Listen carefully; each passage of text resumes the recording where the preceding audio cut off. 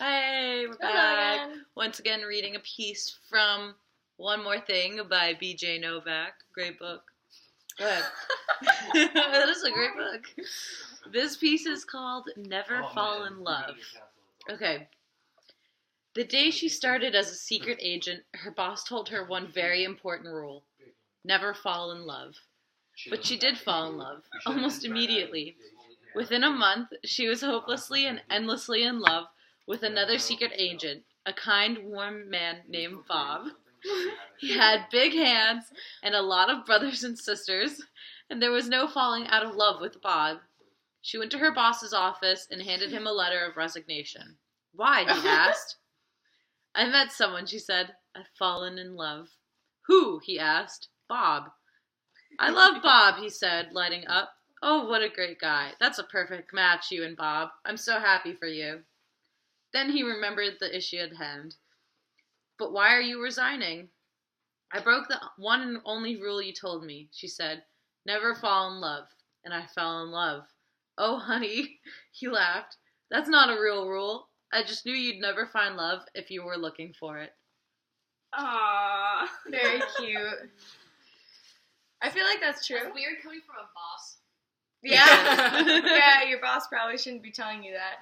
Especially, isn't it, like, you can't have a relationship in an office? Like, if they find that out, if HR finds out, like, you're toast. Well, yeah. To the office, you have to sign the contract. Oh, that's right. And BJ then Novak send all up on BJ this. Novak Yeah. did that in the office. I think. Well, Kelly. yeah. Oh. Or did they ever do Was it that? him and, was it Pam and Jim? Or Pam and did they Jim make did it. I don't remember. Jan and Steve I Carell don't know. did it. I didn't Yeah. watch that show. It's a good show. It was a good show. We're just really pushing this guy.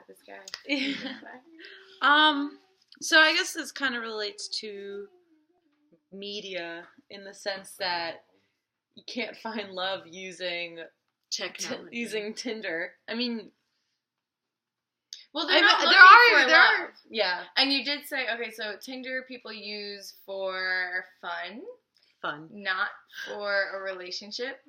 But her friend did find his boyfriend through Tinder. And they're still together. Yeah. I think it's been almost a year now. So technically he wasn't looking for love, but he Yes. found it. Yep. See? That is so, true. So Tinder's helping people fall in love, right? I guess. Yeah, well, I guess, I mean, in that sense, they're only looking for someone to sleep with, but they're like, I like sleeping with this person. Yeah, they're looking for people to sleep with, and then You're testing out a mate. Yes. That's what it is. you're taking a chance. You're taking a chance. You might find love, and you never know. I mean, a lot of older people use online dating. eHarmony. Yeah, and I feel like it used to be when it first came out. Christian Mingle. Yeah, when Black it first people came out. Farmer, I don't know, I forget what it's called. When online dating first came out, I think it was pretty taboo. People didn't want to admit that they met their other person online. Because it was difficult to understand that, like, maybe you could actually get to know someone online. Like, when MySpace was a thing, I remember people would have lists of, like, hundreds of friends they've never met. Same with, like, Facebook, I guess. Like, maybe that's more, like, acquaintances you've actually met in real life, like, once, but then never really kept in touch.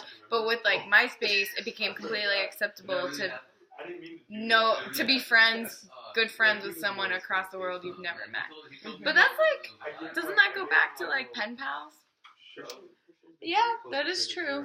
I feel like pen pals were a lot more intimate, though, because you weren't just, like, friends looking at other people's posts once in a while. It was, like, these You were, actually like, kept in real, contact. like, Yeah. physical written letters where you would just really know the other person, even though, you know, you weren't so close. So you feel like through eHarmony or, like, just, like, technology, you don't get as intimate as a handwritten letter?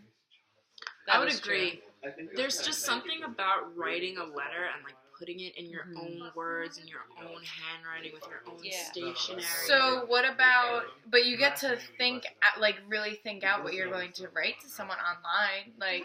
Yeah, but then you're overthinking it and it's not as genuine. I think if you're going to have a meaningful relationship online, you have to at least do, like, FaceTime or voice call, something so it's not just, like, pixels on a screen, you know? Yeah. Putting a face that person.